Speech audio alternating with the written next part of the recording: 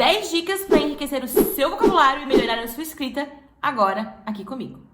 Oi pessoal, tudo bem? Eu sou a Chay, aqui da aula da Chay, e o vídeo de hoje são 10 dicas de português do dia a dia. Errinhos básicos aí que a gente tem, se confunde, tá? Então para você mandar bem no português, escrever bonito, começar a falar bem legal por aí, preste atenção que são 10 dicas. A primeira dica é a respeito do uso do para eu ou para mim, tá? Porque vai depender. Se eu digo assim, é para eu fazer, vem acompanhado de um verbo, vem acompanhado de uma movimentação, eu posso usar o para eu, beleza. Se ele tiver continuidade, no exemplo, é para eu fazer essa documentação, tá? Tem o eu fazer. Agora, se é uma finalização, se é algo que alguém vai entregar para mim, por exemplo, aí, tá? Eu vou ter que usar o mim. Sempre que for finalizar alguma coisa. Eu digo assim, esse presente, caso tenha algum presente em cima da minha mesa, esse presente é para mim? Tá vendo que percebe que existe uma finalização? Quando acontece essa finalização, eu uso o mim. O segundo erro bem comum também aí no mundo do trabalho e no nosso dia a dia é o uso dos porquês, que são 4, tá? Porquê número 1, que é o porquê separado e sem acento, que você sempre vai utilizar para perguntar alguma coisa no início de uma pergunta. O porquê junto e sem acento, que é para você responder. Então eu digo assim, faço uma pergunta. Por que você veio trabalhar hoje? Perguntei, separado e sem acento. Para responder, junto e sem acento. Posso responder apenas porque eu quis, tá? Então, porque separado e sem acento, início de pergunta. E porque junto e sem acento, resposta. Já os outros dois porquês, que são separado e acentuado e junto e acentuado, tem regrinhas diferentes. Porque separado e acentuado, a gente vai utilizar ele para ao lado de uma pontuação no final. Também é uma pergunta, por ser separado é sempre pergunta, mas o acentuado vem colado na pontuação. E aí eu inverto a frase, eu digo assim, você não veio trabalhar hoje por quê? Né? Ele pergunta, mas ao final, no lado da pontuação. Eu sempre uso o macete de você lembrar que o acento vem com a pontuação, beleza? E o último, que é junto e acentuado, ele é um substantivo, ele significa o porquê, um porquê. Me diga o porquê desta situação, né? Ele vem com um marcador, pode ser um porquê, pode ser o porquê. Terceiro erro muito comum, muito feio, eu acho que está entre os erros mais feios da língua portuguesa, é confundir o agente junto com o agente separado, tá? Pensa assim, agente separado, ele significa nós. A gente chegou na festa tarde. Nós chegamos à festa tarde. E o agente, tudo junto, é de agir, do verbo agir. Né? Eu digo assim, tem um agente penitenciário, né? É um cargo, ele vai fazer uma ação lá dentro, ele é agente. Por quê? Porque ele age. Então não confunda agente separado, que significa nós, com agente junto, tá? Que significa agir. Quarto erro, quarta dica, e também aí um dos bem confundidos no dia a dia é misturar o mais com i e o mas sem o i, que significa porém, tá? Mais com i é soma. Eu quero mais dinheiro, somei. E o mas sem o i significa porém. Ele coloca uma condição para algo acontecer. Eu posso dizer assim, falei com o cliente, mas ainda não tive resposta, né? Eu tenho uma condição ali, eu estou esperando algo. Significa e pode ser trocado por porém. Gente, cuida muito, muito, muito com mais e com o mas, porque isso realmente quebra e demonstra que você não tem conhecimento. Quinto erro e muito utilizado na questão de e-mails, por exemplo, é a palavra anexo, tá? Cuida porque assim, ó, em anexo é invariável, né? O documento está em anexo, a foto está em anexo. Posso usar em anexo sem me preocupar. Agora, se eu uso só anexo ou anexa, aí eu tenho que concordar. Se eu digo assim, o documento foi anexo. Concordei porque é o documento. Agora, se eu tenho a foto foi anexada, a foto foi anexa, tá? Eu tenho que concordar feminino com feminino, masculino com masculino e inclusive o plural também. Só o que não concorda é o termo em anexo. Aí esse eu posso usar igualzinho, independente daquilo que está sendo anexado ou anexada. Sexto erro, e também bem confuso aí, é a questão do obrigado ou obrigada. E o macete é, tá? Homens falam obrigado no masculino e mulheres falam obrigada no feminino. Exatamente assim. Depende não do que está sendo falado, mas depende de quem está falando. Então eu vou dizer sempre obrigada. Você, se for homem, vai dizer sempre obrigado. E essa é a regra que está na língua portuguesa, essa é a regra que tem dentro de todas as gramáticas.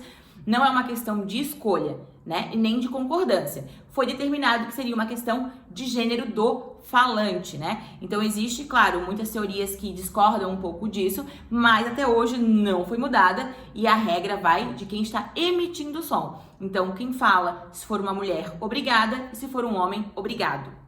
O sétimo erro, ou acerto mais comum aí, confusão do pessoal, é o onde e o aonde, tá? Seguinte, onde sempre na ideia de local fixo. Onde eu estou no momento agora, onde eu estou gravando este vídeo, é um local fixo. Eu estou aqui. Então, se alguém me ligar, ela pode dizer assim: onde você está? Está aqui. Agora, se daqui a pouco eu vou sair, vou para algum outro lugar, eu posso falar assim, ou alguém pode perguntar para mim: aonde você vai? Esse a, né, do aonde exige a ideia da movimentação. Então, sempre vem acompanhado de um verbo que vai trazer pra gente ideia de movimento e o mais usado deles é o vai. Então, aonde você vai? É incerto, eu não sei ainda, né? Então, é uma movimentação que vai acontecer e existe a movimentação. Então, onde? Sempre local fixo. Onde você mora? Onde você quer morar, tá? Agora, o com a vai movimentar. Aonde você vai? Aonde você quer chegar? Beleza? 8, e não menos importante, afim junto ou afim separado, tá? Apesar dos sons serem iguais, porque a pronúncia, agora eu falei afim. Você não sabe se eu estou falando afim junto ou afim separado, né? A pronúncia, ela é igualzinha, mas a escrita é diferente. Então, o afim junto vem da palavra afinidade. Então, eu digo que eu tenho assuntos afins com aquela pessoa, eu tenho afinidade com ela, eu tenho assuntos parecidos, eu tenho assuntos a tratar com ela. Agora, o afim separado é de a minha finalidade, o que eu quero finalizar, né? Então, se eu digo, eu estou afim de comprar uma casa na praia, é que a minha finalidade é comprar uma casa na praia. Então, volta lá. Os sons são parecidos? Os sons são parecidos, mas o significado é completamente diferente. Afim junto é de afinidade e afim separado é de a minha finalidade. Separadinho. O nono, que é muito feio quando se erra, que é o meio ou meia. Chay, mas meia existe? Existe. Existem dois tipos de meia. Existe a sua meia que você coloca lá no seu pezinho, né? Que é um substantivo que dá nome a alguma coisa, tá? Isso você pode usar o meia sem ter medo. E existe o meia de metade.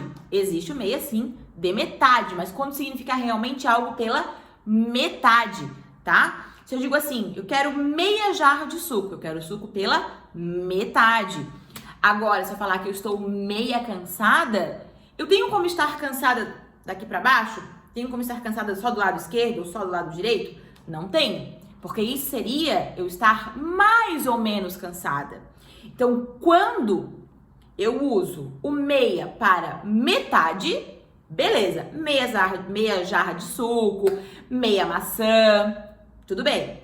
Agora, quando ele se refere a uma pessoa e tiver o significado de mais ou menos, aí não posso, eu tenho que usar meio. Eu estou meio cansada, né? Eu estou meio indecisa, eu estou mais ou menos, beleza? E também na ideia de meio-dia e meia. Por quê? Porque é meio-dia mais meia hora. E o 10º, não menos importante e muito, muito, muito utilizado, que causa muita dúvida também, é a ideia do este ou esse. Pensa assim, este é presente e muito próximo. Então eu digo assim, esta sala, esta professora, esta camisa. Percebe que eu consigo encostar? Eu digo esta camisa, que ela tá aqui. Eu digo este dia, que é o dia de hoje, este ano, que é o que está acontecendo. Presente e algo muito próximo a ponto de eu encostar para demonstrar até. Agora, o esse, ele tem que ser a ideia de um pouquinho longe. Então, um pouquinho longe, eu digo assim, essa janela, percebe que eu não encosto na janela. Eu digo essa janela, ou eu digo essa semana que passou, porque ela já tá passado, ela não é recorrente, né? Ou se eu me refiro a algo que aconteceu em 2019, por exemplo, esse ano foi um ano bom, comparado a este de 2020, tá? Então, esse é uma referência um pouquinho distante. Quando você faz uma venda, ou quando você fala com alguém, por exemplo, e você diz assim, esse apartamento, se você não está no apartamento, você pode dizer esse apartamento. Agora, se você está aqui dentro do apartamento com o cliente, vai ter que dizer este apartamento, tá? Esta semana eu te encontro, né? Este ano fecharemos muitas vendas. Então, a ideia do este tem que ser presente e algo que você está inserido ali, algo que você consegue tocar, beleza? Gente, são 10 dicas aí que melhoram o seu português do dia a dia, melhoram a sua escrita, melhoram a sua fala, né? E mostram que você tem, além de domínio técnico, você sabe o que você está falando, porque demonstram que você sabe diferenciar coisinhas muito parecidas. Porque, no geral, pensa assim, a gente tem dúvida quando as coisas são parecidas, quando o som é igual, né? O som ser igual confunde muito a gente. E aí você demonstrar por meio da sua escrita que você sabe do que está falando é estar na frente de muita gente. Então, eu espero que vocês utilizem bastante essas dicas. Vou deixar aqui na descrição do vídeo também. E me acompanhem sempre para mais dicas. Beijo!